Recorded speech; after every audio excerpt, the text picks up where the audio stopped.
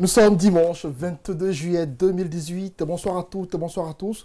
Bienvenue dans le club de l'actu sur Espace TV. Ce soir, nous revenons sur quelques faits marquants de l'actualité durant la semaine qui s'achève, notamment de cette crise sociale en cours due à l'augmentation du prix du carburant à la pompe, de l'entame des négociations entre le gouvernement et le syndicat. On parle des forces sociales de Guinée avec cette manifestation annoncée pour ce lundi 23 juillet. Et ensuite, des partis politiques qui se mêlent peut-être à la danse. On va le savoir tout de suite avec quelques représentants de partis politiques ici présents sur ce plateau. Nous parlons également de politique avec le retard dans l'installation des exécutifs communaux et cette menace de l'opposition de reprendre ces manifestations liées à ces contentieux électoraux. On a avec nous quelques représentants de partis comme l'UFDG qui est représenté sur ce plateau par son responsable de la communication, à la personne de Boubacar Alpha Bakar Ba, qui est le responsable de la communication du parti UFDG, qui est avec nous. On a également avec nous M. Sekouna Nassila, il est de la cellule de communication du RPG Arc-en-Ciel, le parti au pouvoir. On n'oublie pas M. Oumar Ba du parti PUL et le Camerounais, je l'appelle comme ça, M. Mamadou Badiko Ba, président de l'UFD, qui est de retour dans son pays. Je lui dis bonsoir. Bonsoir, Kourouma. Bienvenue. Bienvenue. Le Camerounais vous salue. Nous revendiquons effectivement le fait d'être des enfants du docteur Félix Roland Moumié. D'accord. Bienvenue chez vous. Monsieur Ba, bonsoir. Bonsoir, monsieur Kourouma. Bienvenue. Merci. Je rappelle que vous êtes le responsable de la communication de l'UFDG. Monsieur Dupul, bonsoir. Bonsoir. Oumar Ba, oui. Bienvenue. Merci. Monsieur Nanassila Sekou, bonsoir. Bonsoir, monsieur Antoine. Bienvenue à vous. Merci. Voilà donc le décor ainsi planté. On se retrouve tout de suite après la transition. Voilà donc encore une fois, bienvenue dans cette émission, le club de l'actu. On entame cette émission par cette crise sociale en cours dans le pays depuis quelques jours avec l'augmentation du prix du carburant à la pompe. Je commence par vous, monsieur Sekouna Nassila, du RPG Arc-en-Ciel. On a tous assisté à cette augmentation du prix du carburant à hauteur de 25%. Ça crée un tollé dans la cité et beaucoup ne comprennent pas pourquoi cette augmentation. Comment est-ce que le RPG apprécie cette décision du gouvernement ? Bon, il est un secret de polichinelle que le prix du baril sur le marché international a augmenté. Aujourd'hui, le prix est autour de 74, 75, voire même 76 dollars le baril. Étant que la Guinée n'est pas un pays producteur de pétrole. Nous sommes certes un pays producteur de pétrole, mais on a dans le gouvernement un ministère de l'hydrocarbure. Bien sûr, mais l'existence du ministère ne suffit pas pour... C'est paradoxal. Non, mais ce n'est pas paradoxal. Je vous en prie, c'est très important. Allez-y. Je pense que ça, ce n'est pas une spécificité guinéenne. Lorsque vous allez sur le marché international pour acheter une matière première, vous l'achetez au prix fixé à l'international. La Guinée n'a aucun pouvoir de fixer ce prix. Voilà, donc nous ne pouvons que suivre la réalité du marché international. Donc c'est tout à fait normal que l'État ait procédé à ce réajustement de prix. Vous devez comprendre que l'accord que l'État a signé avec les acteurs sociaux avait bien indiqué qu'une fois le prix du baril à l'international sera au-dessus des 57 $, que l'État et ses partenaires devraient se retrouver dans les 90 jours qui suivent pour déterminer, pour fixer un prix de ces produits pétroliers à la pompe. Donc sincèrement, ce qui est aujourd'hui... Ce qui n'a pas été le cas. Bon, ce qui est clair, bon, je pense ça que... Moi, j'ai suivi... non, bon, je ne peux pas confirmer parce que j'ai suivi la sortie du ministre du Pétrole sur vos antennes. Et je crois que c'était le dernier numéro de la Grande Gueule. Il avait dit qu'ils étaient en négociation avec les acteurs sociaux, histoire de fixer le prix. Donc vous nous confirmez ce matin, ce soir, que le ministre, avant la fixation de ce prix, a consulté les partenaires sociaux. Il l'a dit. Ce que ne reconnaissent pas les syndicalistes. Il l'a dit. Bon, il l'a dit officiellement sur les zones d'espace FM. Voilà. Et moi, je pense que ce qui doit prévaloir dans cette situation, est-ce que oui ou non? Mais dans ce protocole d'accord, il est bien mentionné qu'avant l'augmentation du prix, il faut consulter d'abord les partenaires sociaux, ce qui n'a pas été le cas. C'est ce que le ministre a dit ici, qu'ils étaient en négociation avec les syndicalistes. Ce qui a été démenti par les syndicalistes. Maintenant, je suppose que ça a été démenti. Ce qui doit, je pense que la question fondamentale doit être quoi? Oui ou non, objectivement, il y a des raisons qui ont motivé ce réagissement du prix des produits pétroliers à la pompe. C'est quoi la raison principale? Parce que la raison du prix du baril sur le marché mondial, ça ne tient pas la route. Non, mais c'est la raison fondamentale. Pourquoi? Un produit qui était vendu à moins de 40 $, monte jusqu'à 76 $. Vous trouvez qu'il n'y a pas nécessité de réajuster le prix? Parce qu'à 8 000 francs déjà, le cas estimait que c'était beaucoup trop élevé pour les Guinéens. Parce qu'on aurait dû être à 5 000 francs à l'époque. Ce que vous devez comprendre, c'est que c'est une marchandise et nous sommes dans le commerce. On ne peut pas acheter un produit et le revendre à perte. Et à 8 000 francs déjà, est-ce que les gens se font une idée de ce que l'État perdait au titre de renonciation à certaines taxes et droits? Du mois d'octobre 2017 à ce mois de juin, l'État a perdu plus de 700 milliards de nos francs. Donc, au titre de renonciation à certaines taxes et à certains droits pour permettre aux citoyens d'avoir le prix de l'essence à 8 000 francs. D'accord. Et je vous en prie, c'est très important, ça c'est à l'interne, et il suffit de faire une étude comparative du prix à la pompe de ces produits pétroliers dans la sous-région. Vous verrez qu'au Mali, le prix de l'essence, c'est plus de 11 000 francs guinéens. Si vous faites la conversion, c'est 11 550 francs. En Côte d'Ivoire, c'est plus de 10 000. Est-ce qu'il y a nécessité de comparer? C'est très important parce que nous partons tous sur le marché international pour le train de vie, ces deux pays ne sont pas les mêmes. Non, mais ça, le train de vie est une chose, mais ce n'est pas parce que la Guinée, par exemple, est un peu faible économiquement que la Côte d'Ivoire, que sur le marché international, celui qui vend le pétrole dira, vous êtes misérable, prenez à 4 $. La Côte d'Ivoire est un peu plus riche, la Côte d'Ivoire prend 5 $. Non, c'est le même prix, ce sont les mêmes produits. C'est très important, cette comparaison, elle est objective. Dans Badiko, on vous a entendu décrier cette augmentation du prix du carburant à la pompe. Et c'est quoi votre avis sur la question? Est-ce que pour vous, il était opportun que le gouvernement prenne cette décision? Alors, je voudrais d'abord rectifier les affirmations de notre frère, ceci-là. Le prix du carburant à la pompe contient plus de la moitié de taxes. Donc déjà, moi, je ne comprends pas comment le gouvernement dit qu'il a subventionné la consommation. Puisqu'il y a la taxe spéciale sur les produits pétroliers qui est très élevée, il y a également la TVA là-dedans. Donc, le pétrole est surtaxé. Bon, ce n'est pas propre à la Guinée, mais il faut pas c'est pas puisqu'on n'arrive pas à appliquer toutes les taxes que l'on veut que l'on va dire qu'on a subventionné la consommation. Ça, c'est deux. Deuxièmement, il y a un cafouillage terrible au sein de la majorité du gouvernement. Tantôt on dit que le baril est à 80 $, tantôt il est à 74 $. On ne sait pas, il y a deux prix de baril. Il y a une fluctuation. Il y a deux prix. Il y a le West Texas intermédiaire, c'est-à-dire le light crude américain qui est le moins cher, qui aujourd'hui est à 68 $ aujourd'hui. Et il y a le Brent de la mer du Nord, donc la référence anglaise, qui est un peu plus élevé à cause des problèmes de qualité. Donc il y a un cafouillage absolument terrible. Mais ce que nous avons d'abord dit, c'est que lorsque le pétrole avait baissé, le gouvernement guinéen n'a pas baissé les prix. Et c'est intervenu en 2014. Il n'y a pas une baisse des prix. Donc il n'y a pas de raison que lorsque la hausse est spectaculaire, que ça monte. Maintenant, j'attire l'attention, puisqu'on est dans une grande écoute. La Guinée importe des produits pétroliers de très mauvaise qualité, de la plus basse qualité sur le marché international. Expliquez-nous. Ça veut dire que, vous savez, le pétrole, il y a énormément de qualité là-dedans. La qualité du raffinage, la qualité des additifs. Et ici, on nous met les pires additifs qui sont même nuisibles à la santé des populations, puisque ça permet d'avoir le pétrole moins cher. Et donc, il y a tous ces cafouillages-là qui sont derrière, dont on ne parle pas. Mais le plus important, le plus grave, c'est que le gouvernement va pomper des centaines de milliards. Pourquoi faire? Eh bien, pour entretenir un appareil d'État parasitaire qui ne sert absolument à rien, qui n'a aucune autre utilité sociale que de pomper des impôts. Donc pour vous, cette augmentation du prix du carburant n'était pas nécessaire? Mais ils n'ont qu'à réviser le coût de l'appareil d'État, le coût exorbitant de l'appareil d'État qu'on fait supporter aux citoyens guinéens.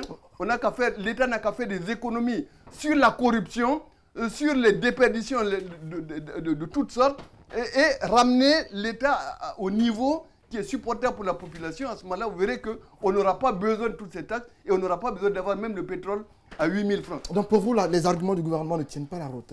Malheureusement, ils ne tiennent pas. Du prix du baril sur le marché mondial, de la subvention annuelle qui s'élève à plus de 600 milliards. C'est un cafouillage complet, je suis désolé. Et je dis que là, tout le problème, c'est qu'est-ce qu'ils vont faire cet argent? Ça permettra certainement au pouvoir et à ses alliés de dilapider encore plus de fonds, d'avoir plus de fonds à détourner et pour entretenir le train de vie exorbitant de l'État, pendant qu'on n'a même pas de route, on n'a pas de pont, le système de santé est totalement par terre, avec des conséquences terribles pour la population, un système éducatif qui n'est pas financé sérieusement, qui est abandonné pratiquement au secteur privé, avec l'eau potable qui manque, tout est en manque dans ce pays, tout est en situation d'urgence. Et on a dit que si c'était pour augmenter les recettes pour faire face aux besoins de la population, mais vraiment, on va tous applaudir. Je vous rappelle maintenant, je suis heureux d'être en face de jeunes frères ici, dans les années 58, le peuple de Guinée s'est serré la ceinture face à la France qui nous mettait à genoux, et qui était là pour empêcher que l'indépendance ne décolle, et la population a accepté des sacrifices énormes sans broncher. Donc le peuple de Guinée est habitué au sacrifice pourvu qu'il comprenne. Si le pouvoir réellement, si les élites qui sont au pouvoir acceptent de se sacrifier, la population va suivre. Mais sinon, il n'y a aucune raison que ce soit la population qui paye la malgouvernance, les détournements de deniers publics, la corruption généralisée, comme le dit d'ailleurs les acteurs de la société civile. D'accord. On va en venir tout à l'heure avec M. Alpha Bakar. On n'entend pas beaucoup les partis politiques de l'opposition sur la question. Beaucoup estiment que dans vos revendications, même par rapport aux contentieux électoraux, vous parlez moins de cette situation de l'augmentation du prix du carburant. On en a parlé, nous avons expliqué les choses. Nous n'avons pas compris, nous non plus, cette augmentation hasardeuse et sans sensibilisation au préalable et tout. En plus des raisons évoquées ici, il y a le facteur FMI qui est aussi évoqué par le gouvernement pour expliquer cette hausse du prix du carburant. J'ai eu accès aux documents des recommandations du FMI après leur séjour ici. Là, leur recommandation d'augmentation, c'est 950 francs au plus. Ils ont écrit 950 francs au plus. Ça veut dire que même si le gouvernement devait augmenter, en tout cas sur injonction du FMI, c'était au plus 950 qu'on pouvait arrondir et atteindre 9000. Mais revenons au prix du baril dont on parle souvent. Oui. Entre juin 2011 et juin 2012, le prix du baril se basant sur le Brent Oil, c'était au niveau de un peu plus de 110 $. Un peu plus de 110 $. En ce moment, on était à 10 000. Ça veut dire que les 10 000, c'était au niveau lorsque le prix du baril était à 110 $. À partir de 2014, la tendance baissière a commencé. Jusqu'en février 2016, nous sommes arrivés à un peu plus de 35 $. Dans tous les pays de la sous-région dont il a cité ici, on était à 4 000 francs. 4 000 francs maximum. En Sierra Leone, à côté ici, on était à 3 900. Le prix à la pompe, oui, converti en francs guinéens. Donc, en ce moment aussi, et les politiques et les forces sociales se sont joints les mêmes pour demander au gouvernement de baisser le prix. Ils ont refusé. Ils ont refusé entre 2014 et 2016 de baisser de 10 000. C'est en février 2016 seulement qu'ils ont accepté de baisser de 2 000 francs. Donc, de venir à 8 000 alors qu'on devait, en ce moment-là, on devait baisser le prix du carburant jusqu'à 4 000. Donc, ils ont engrangé des recettes énormes pendant 4 ans, pendant 5 ans. Mais le gouvernement, comme argument, avait dit qu'on sortait à peine d'Ebola. Il fallait qu'on fasse en sorte de... J'ai dit, non, ce n'est pas possible. Combler le gap. Ce n'est pas possible que le gouvernement nous trouve toujours des arguments pour la population, pour serrer la ceinture à la population et que pour eux, ce ne soit pas le cas. Ce ne soit pas le cas. Regardez aujourd'hui dans notre pays, tous les Guinéens qui travaillent dans des secteurs où il y a des recettes, la douane, les impôts, le trésor public, mais ce sont des gens riches. Ce sont des gens riches. On ne contrôle rien là-bas. Tout récemment, c'est la cellule de communication, en tout cas des jeunes de la cellule de communication du RPG qui étaient fâchés contre quelqu'un, le patron de la douane, qui nous a montré on a vu ces images. Voilà, et donc, mais aucune action. Donc, vous savez, la population, comme l'a dit le doyen, la population peut comprendre. Depuis 2011, on nous a demandé de serrer la ceinture. Vous vous rappelez de PPTE? Vous vous rappelez ces multiples revues de FMI et Banque mondiale? On nous a toujours dit, attendez jusqu'à ce que nous ayons cette facilité élargie de crédit pour passer à ceci ou cela. Donc aujourd'hui, le gouvernement a pêché non seulement dans la sensibilisation, la communication. Si, je dis si, ils avaient toutes les raisons, par exemple, d'augmenter ce prix du carburant, qu'est-ce qui les empêchait de faire exactement comme le ministre de l'Hydrocarbure, ce qu'il avait prévu? Parce qu'il a appelé, vous l'avez appelé ici, sur les grandes gueules, il a dit, avant de le faire, nous allons appeler les acteurs sociaux pour qu'on en débatte. Ils ne l'ont pas fait et c'est le soir, les gens ont appris ça à la radio.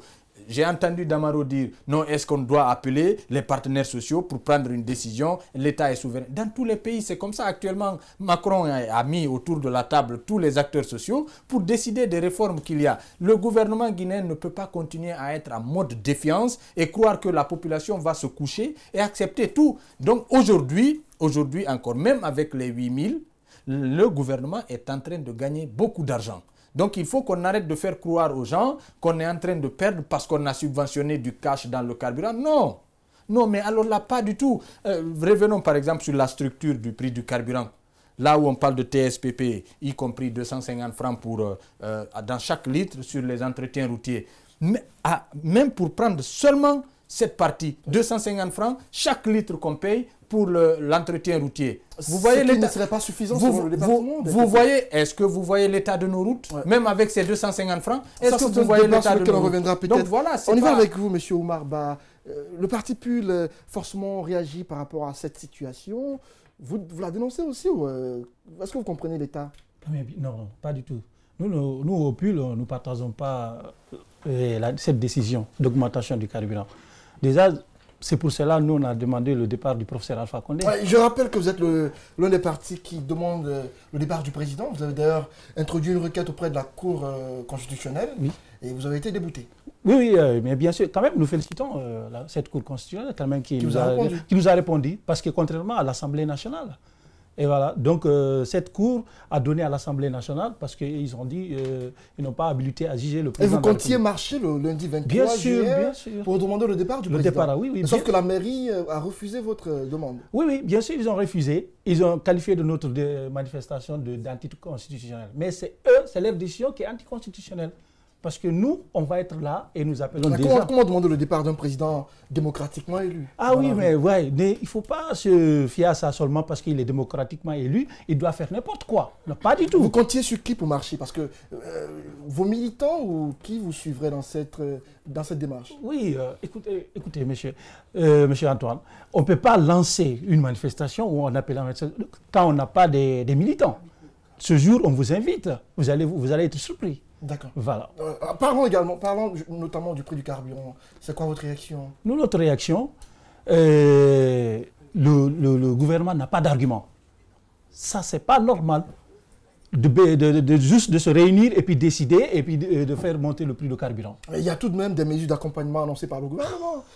On parle de la mise en circulation du train Conakry Express, des bus, les 50 bus turcs offerts par Erdogan et tout ça. Ça, c'est ridicule. Même si c'est en France qui ont des TGV, des métros et des RER A ou B, comment on peut s'exprimer comme ça? Non, pas du tout. Moi, je vous dis, il y a certains de nos militants qui n'ont jamais vu ce train.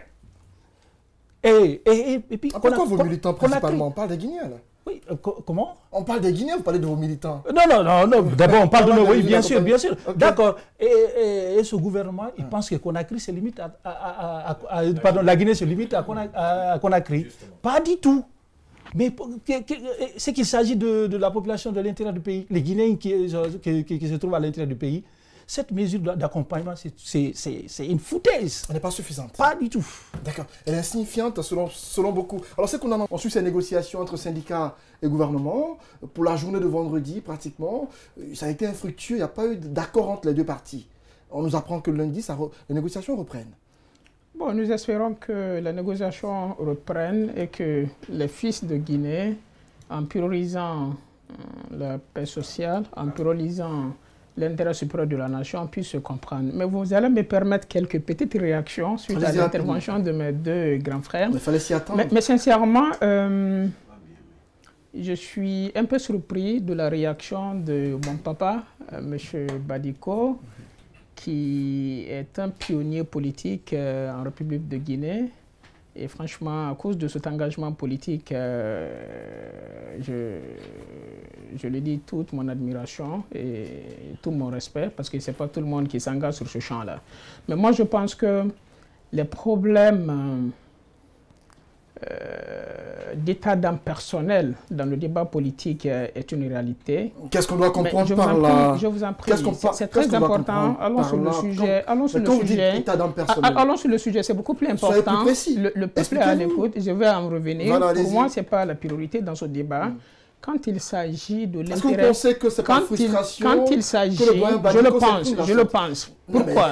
J'en viens, s'il vous plaît. Quand il s'agit de l'intérêt vital de la nation, je pense qu'il faut relever le niveau du débat et traiter la question sans passion. C'est très important. Voilà, je ne suis pas, personne ne dira qu'il peut être contre la lutte contre la corruption dans un État, parce que ça permettra de sécuriser les ressources mobilisées et ça permettra de les accroître. Nous sommes d'accord. Mais ce débat, ce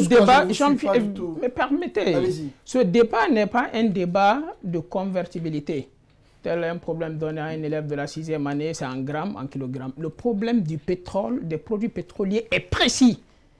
Lorsqu'il y a des déperditions à ce niveau-là, je pense que c'est de la responsabilité de l'État et c'est son droit régalien de chercher des voies et moyens de lutter contre cette déperdition. Si c'était dans le domaine minier, il en sera ainsi. Donc on sort de ce faux débat-là qui voudrait que l'augmentation, je vous en prie, lorsqu'il dit par exemple, lutter contre la corruption pour contribuer à éponger... Je le repose simplement, nous sommes dans un domaine de fluctuation. Aujourd'hui, le baril se négocie entre l'intervalle fermé 72 jusqu'à 67. On n'est plus à ce niveau-là. Voilà, non, c'est un exemple. Permettez, j'en viens tout à l'heure.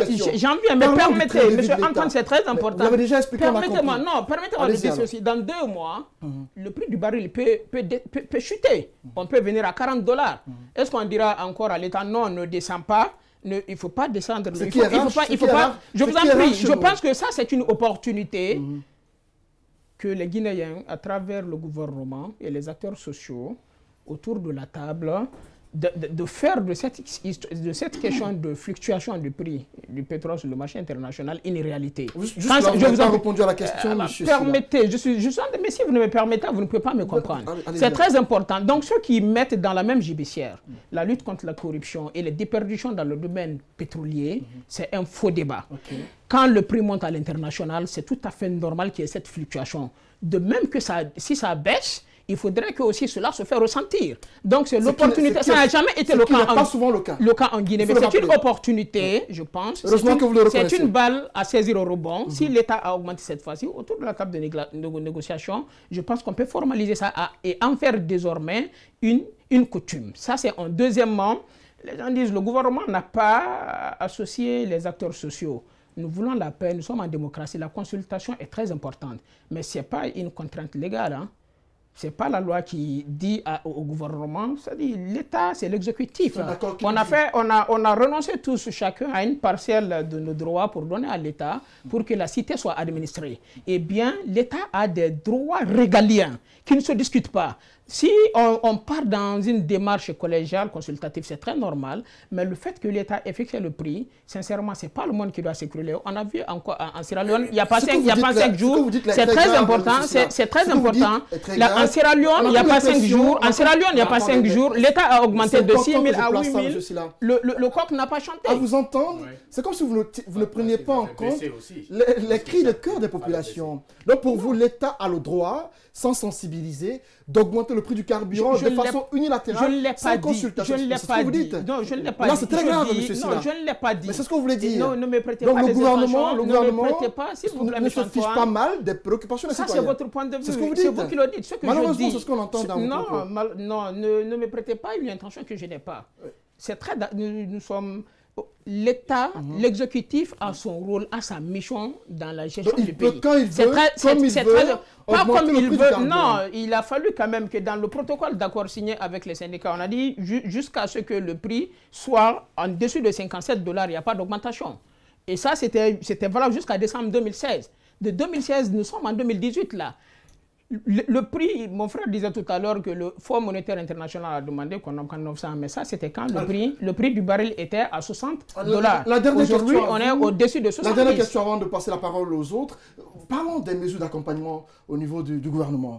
Comment est-ce que vous les trouvez? Est-ce que selon vous, c'est suffisant quand on parle de train Conakry Express, de bus, également de la suppression de quelques barrages à l'intérieur du pays et tout cela? Est-ce que pour vous, tous les Guinéens vont en bénéficier? Bon, je pense que c'est un très bon début. C'est un très bon début. Voilà, c'est un très bon début. Et je pense qu'autour de la table... En quoi le train... Je vous en prie, en quoi le train contribue-t-il à arranger la plupart des citoyens de Conakry? D'abord, ce qui est anormal, généralement dans les autres pays, quand on augmente, parce que c'est quotidien, cette fluctuation du prix du carburant, quand il y a augmentation ou diminution, le transport ne varie pas. Je vous en prie, dans la plupart des pays. Mais malheureusement, chez nous, le premier élément qui croît lorsqu'il y a augmentation du prix des produits pétroliers à la pompe, c'est le transport. Donc, c'est-à-dire la marche du train permettra aux citoyens de se mobiliser à moindre coût. C'est très important. Deuxièmement, il y a d'autres mesures, mais ce qui est beaucoup plus important... D'autres mesures comme lesquelles? Bon, je pense qu'on a fixé les nouveaux tarifs de transport. Ça n'a pas grandement évolué. Pas du taxi. Voilà. Et troisièmement, je prends le ministre Boubacar Bari, par exemple, qui a rencontré les commerçants du riz, leur demandant de maintenir le prix du riz à son prix habituel. Et je pense qu'il y a eu un acteur formel là-dessus, de même que le prix du pain. Donc, sincèrement, ce qui est plus important et le message que moi je souhaite faire passer autour de cette question, c'est que sincèrement, qu'on arrête l'amalgame. La lutte contre la corruption est une priorité pour tout gouvernement responsable. Que ça soit lié à ce problème de prix du carburant ou pas, ça doit être une activité pérenne.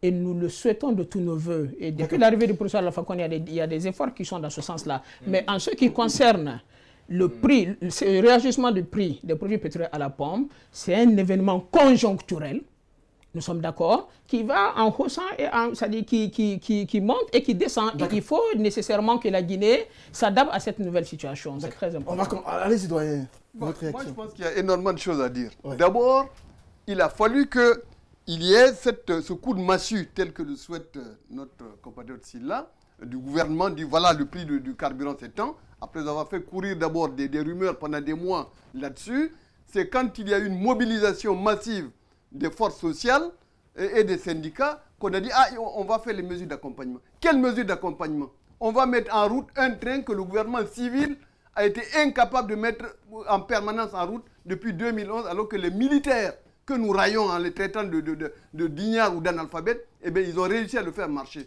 Et on présente ça comme un avantage. Quelqu'un fait son travail, il vous présente ça comme un cadeau qu'il vous fait. Mais je ne vous ai pas interrompu, s'il vous plaît. Et lorsqu'on parle des bus, un État nous donne un cadeau de 50 bus qui pourrit sur pied depuis plus d'un an. Vous savez pourquoi? Non. Justement, il ne veut pas qu'on parle de la corruption. C'est un sujet subsidiaire pour lui. Eh bien, c'est à cause de toutes les convoitises qu'il y a derrière ces bus. Chacun veut mettre la main dessus puisqu'il y a les recettes, il y a les salaires, il y a les emplois et tout ça. Le gouvernement est incapable de mettre en route donc, ces bus-là. Et nous présente ça comme carrément beaucoup pensent que ces bus ne sont pas en bon état. Eh bien, moi, on a eu 50 bus. Pour moi, ils étaient censés être neufs. S'ils ne sont pas neufs, il fallait les rendre à celui qui les a donnés. Mais on ne voit pas pourquoi on va causer que ces bus, que c'est maintenant, un an après, qu'on commence à parler de ces bus-là. Mais à part ça, l'état du réseau routier, c'est le plus gros consommateur de carburant en déperdition. Lorsque le réseau routier est dans cet état d'abandon, dans toute la Guinée, vers Kerouané, Kanka, Mandiana, Télimilé, Kindia, Lelouma, Mali et tout ça, l'état routier est pratiquement impraticable, ce qui ne fait que faire exploser la consommation de carburant. Et voilà donc le vrai problème, la mauvaise gouvernance. Les ressources de l'État ne sont pas utilisées pour construire le pays, pour faciliter la vie aux citoyens, ce que nous dénonçons. Mais là-dessus, je suis désolé, il faut quand même équilibrer le temps d'intervention. Il faut équilibrer le temps. Maintenant, on dit qu'il y a les négociations. Mais vous savez très bien que c'est la Guinée. On ne négocie pas, on distribue des enveloppes.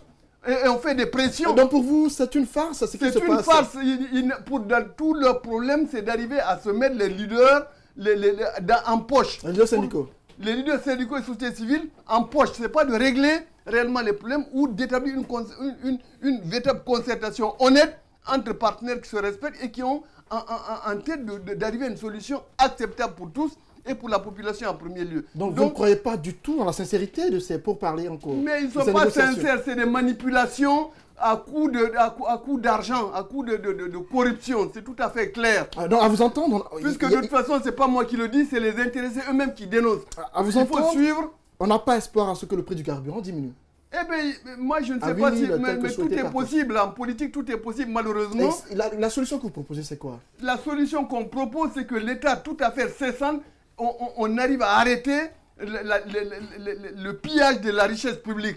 Que déjà les dirigeants, monsieur Silla, qui respectent la Constitution, vous êtes très accrochés à la loi, et bien la première loi, c'est que les dirigeants respectent l'article 36 en déclarant leurs biens. C'est un acte, ce sera un acte de foi dans leur honnêteté et dans le respect de la Constitution. Pour l'instant, je crois qu'ils l'ont fait. Le gouvernement Kassori l'a fait. Eh bien, c'est pas arrivé.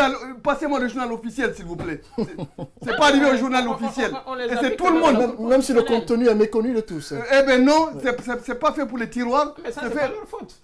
Eh bien, de leur droit. Le droit de qui? Ça n'a pas été rendu public encore. C'est la Cour constitutionnelle. Mais ce qu'ils pouvaient, c'était venir devant l'institution. On leur a remis des documents pour remplir, mais jusque-là, on ne sait pas ça a été déposé. Mais on est en train de jouer à cache-cache. On est en train de jouer à cache-cache. Est-ce que dans la solution que vous proposez, c'est important que le gouvernement revoie son train de vie depuis la présidence? Mais il faut qu'il casse son train de vie et que les vols et les détournements cessent. Vous savez très bien que les entreprises publiques, c'est des mangeoires du pouvoir. D'accord, voilà que j'ai compris. Et c'est des mangeoires et qu'il faut donc arrêter. Plutôt qu'à Sogipa, on verse 6% de commission à la directrice et à ses amis. Qui est condamné en Belgique. Eh bien, il faut qu'on remette ça dans les caisses de l'État guinéen. Et imaginez 30 ans que chaque année, il y a 6% du chiffre d'affaires de Sogipa qui passe à côté en corruption. Et aujourd'hui, on a une entreprise qui a 30 ans. Pendant 30 ans, la même directrice. Qui aujourd'hui est sa propre patronne, puisqu'elle est ministre de l'Agriculture. Eh bien, vous trouvez ça normal. C'est des détails. Nous avons le pays depuis 8 ans. C'est des détails. Depuis 8 ans, vous êtes là. Vous avez aujourd'hui une ministre de l'Agriculture qui est sa propre patronne. C'est une citoyenne. C'est une citoyenne. S'il vous plaît. Il faut juste rappeler que le doyen Babadiko est très remonté, qui sort de ses gangs. C'est dans cette émission, le club de l'actu. Je crois qu'en plus des propositions de solutions ici, prenez par exemple... Moi, je crois qu'une simple analyse objective de la loi des finances de notre pays peut nous aider à trouver beaucoup de poches d'économie. Prenez par exemple les lignes budgétaires où on dit achat de biens et services. Chaque année, pour chaque ministère et pour chaque institution, cette ligne est à tendance haussière. Comme si tous les ans, il faut changer tous les meubles, il faut changer tout le matériel bureautique chaque année. Donc, il faut voir aussi côté carburant. Côté carburant, lorsque vous prenez Secouria, c'est 1700 litres par jour. C'est quand même... Ça, c'est selon une étude c'est une étude. C'est quand même 17 millions de francs par jour. Et puis, les ministères, c'est 3000 litres. Comment voulez-vous qu'un citoyen lambda, que moi je suis, je vais payer 10 000 le litre, alors que et le ministre, et sa femme, et sa maîtresse, et tous les autres ne payent pas. Ces chiffres, vous la tenez d'où, M. Ba? La loi des finances 2018. J'ai dit qu'une analyse objective de cette loi nous permettra d'économiser. Revenez maintenant sur l'étude en 2017, commanditée par l'État, sur les marchés publics. On a retrouvé là-bas 13% seulement de ces marchés-là sont des marchés qui ont respecté la loi, les lois de la République. La loi 63% qui ne serait. Et lorsque vous faites le calcul, vous avez à peu près 300 000 milliards de chiffres, de recettes à récupérer. D'accord. À récupérer. Alors qu'ici, on dit c'est pour récupérer à peu près 1000 milliards par mois. D'accord. Ça veut dire c'est 12 000 milliards par mois qu'on doit récupérer. Tout ce tintamarre, c'est pour récupérer 12 000 milliards, alors que dans les marchés publics, nous avons à peu près 300 000 milliards là-bas qui est en déperdition et que des gens, à côté du chef de l'État, lui-même, ses amis, ils sont en train d'accaparer ces richesses-là, et au vu et au su du peuple de Guinée. Des chiffres qui donnent des... L'autre point d'incompréhension des Rapidement. citoyens guinéens, l'autre point d'incompréhension, c'est lorsqu'on dit que les miniers qui sont extrêmement riches, payent moins cher, hein, à peu près, ils ont fait sortir le marché pétrolier tout récemment. C'est le ministre lui-même qui dit, c'est à 8 000. Les miniers payent à 8 000. Les agents de l'État, c'est-à-dire EDG et les autres payent à 8 000. Et vous savez bien, EDG et SEG, lorsqu'ils payent, c'est pour le gouvernement, ainsi de suite. Et puis, les ambassadeurs. Les ambassadeurs, on peut comprendre parce que ça, c'est la pratique à l'international. Mais que les miniers, que les appareils étatiques, les entreprises publiques payent moins cher que le peuple, le pauvre lambda, mais on ne comprend pas. Ce n'est pas possible. Voilà qui est entendu. Rapidement, pour clore avec vous, les forces sociales entendent marcher le lundi 23 juillet pour dénoncer cette augmentation du prix du carburant. Ils parlent de marche pour la dignité. Oui, effectivement. Parce que... Vous ferez partie de cette marche-là? Non, le 23, nous, on a notre marche. Vous n'êtes pas autorisé à marcher? Oui, mais non, mais je viens de vous dire que cette décision de la... Malgré l'interdiction, bien sûr, on va marcher. D'accord. Ça, il n'y a rien à dire. Donc ça fait une double marche alors? Non, la marche des forces sociales et la vôtre? Oui, c'est simple coïncidence. D'accord. Nous, on a notre itinéraire. Et c'est quoi l'itinéraire? Voilà. C'est à Wanidara T5, Amdala, on va tenir un grand meeting pour le départ du professeur Alpha Condé. D'accord. Et voilà. Et quelque chose, je vous dis, je viens de rentrer de la Hollande, Pays-Bas. On a porté plainte contre le professeur Alpha Condé, crime contre l'humanité. Pourquoi? Pourquoi?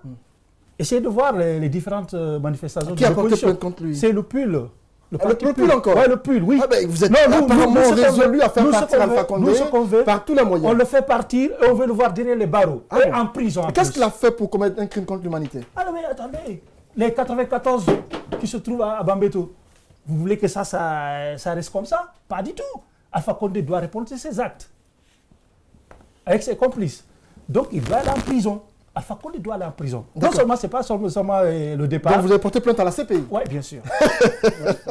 Que la démocratie ne signifie pas le désordre.